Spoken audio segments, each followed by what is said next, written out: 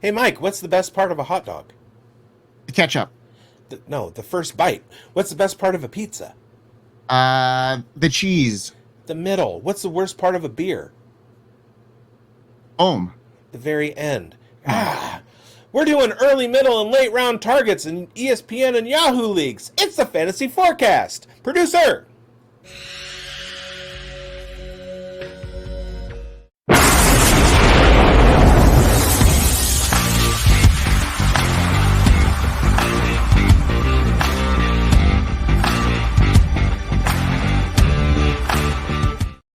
Welcome to the Fantasy Forecast with Grindberg and Biggs. He is Grindberg. I am Biggs. You're watching Fantasy Football Advice Network on YouTube. And we are here to give you some early, middle, and late round targets. I'm on the ESPN side. Mike is on the Yahoo side. Difference? Full PPR on ESPN, half PPR on Yahoo. And it changes the values of players a little bit. So we got early round targets we're going to share. We got middle round targets we're going to share. We got late round targets we're going to share. But before we get to that, let me just say, like and subscribe, hit the bell, and go sign up for the Fantasy Sports Advice Network where you will find us, Grindberg and Biggs, and Schultze. We are interacting with everybody. It's all social media in one spot. None of the bullshit.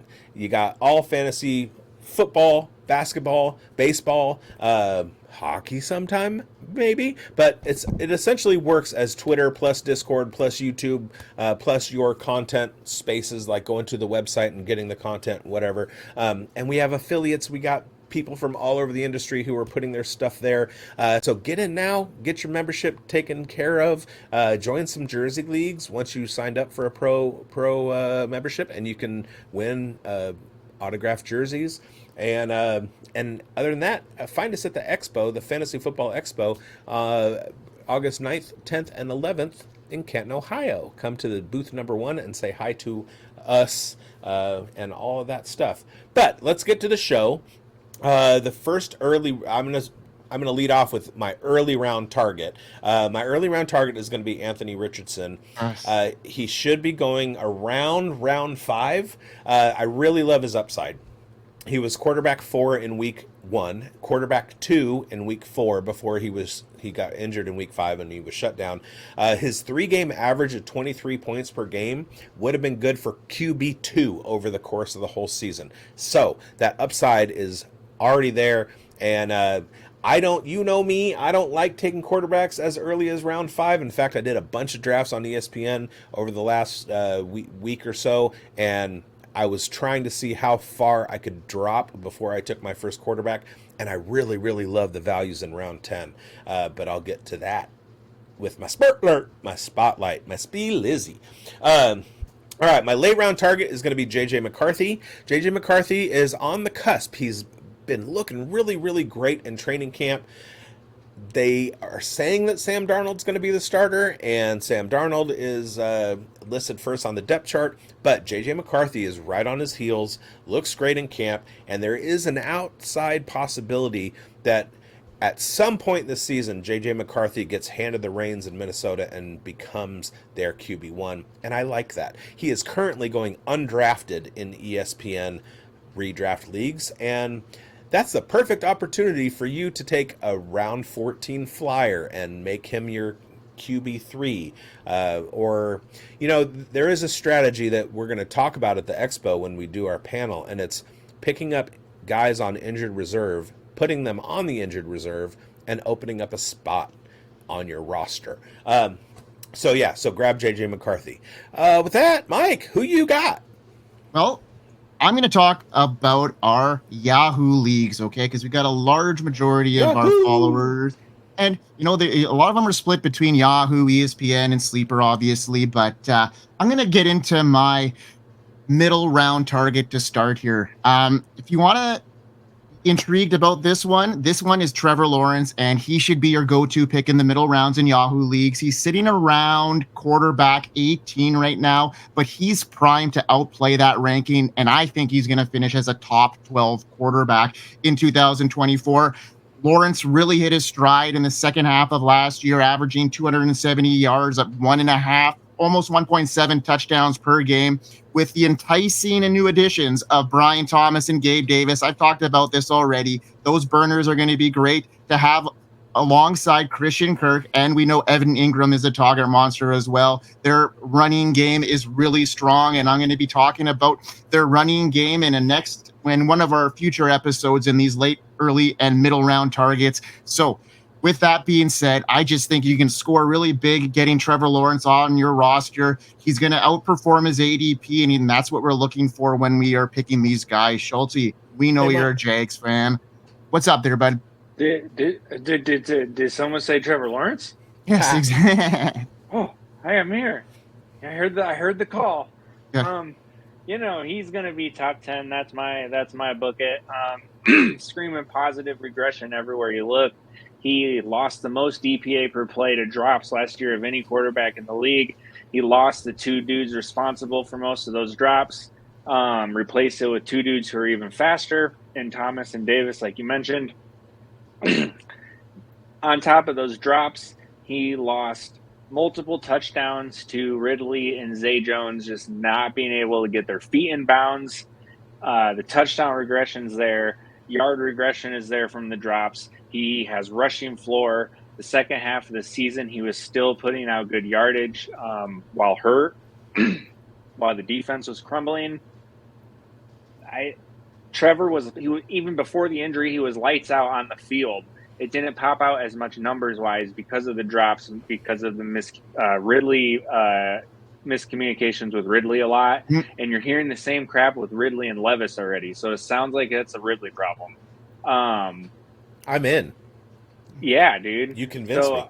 I mean, I could sit here and talk about Trevor Lawrence all damn day, but he is as talented as the dude he came into the league as. We saw it in 2022 when he literally took the Jaguars from I forgot the exact record of the start, but they won 6 out of their last 7 to make the playoffs, and he did it on his own because he was so freaking good that stretch that he convinced all of us as football fans that the Jags were legit Super Bowl contenders last year. That's how damn good Trevor Lawrence was.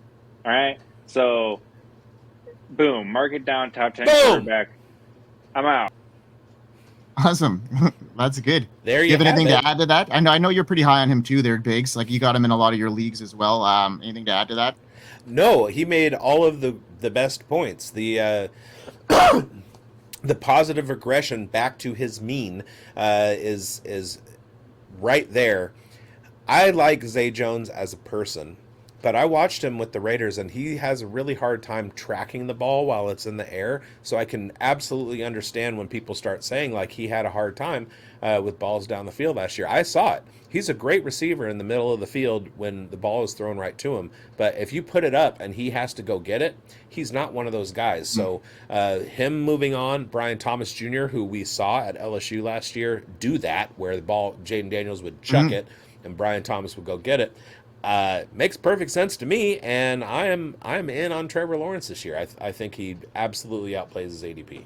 I'm going to hit up a guy that in the latter half of the drafts here, and I know Biggs, you're big on him. You actually got me on this guy, and I did a lot more digging after we had a conversation a couple of weeks ago on Bryce Young, or formerly known as Bust Young in Biggs's eyes. But I'm going to talk about him now because there's a big divide right now in fantasy football. You're going to have people on one side of the spectrum and the other. And I'm going to fight for Bryce Young here. And I'm going to tell you why, folks. He is a late round value in 2024.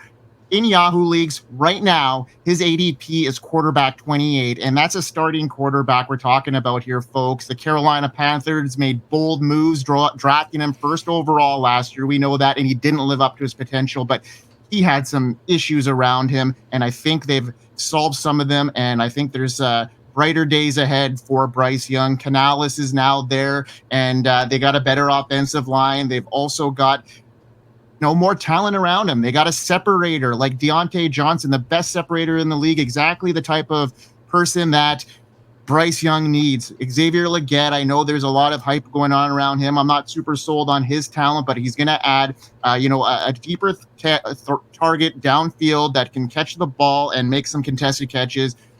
They're going to have a better running game, and I just think that Canales has done in the past with Baker Mayfield and Geno Smith, that they could do the same thing with Bryce Young, who is, in my opinion, a little bit more talented than both those guys. So that's my late round pick right now. You can get him really cheap as quarterback 28. I could see him easily making the top 20 this year, which is going to help you, catapult your super flex teams, or, use him on a bye week. And yeah, that's my thoughts on Bryce Young.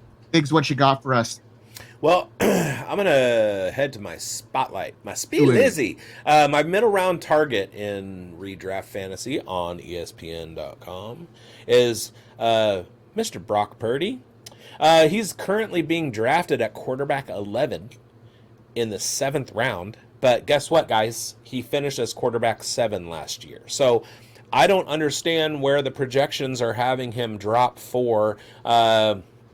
I can see the idea of maybe Joe Burrow, Anthony Richardson, like moving into that top 10, but I don't know if that's going to unseat Brock Purdy, because last season Brock Purdy, and this is one of the most predictive stats in all of analysis, quarterbacks fantasy points per drop back.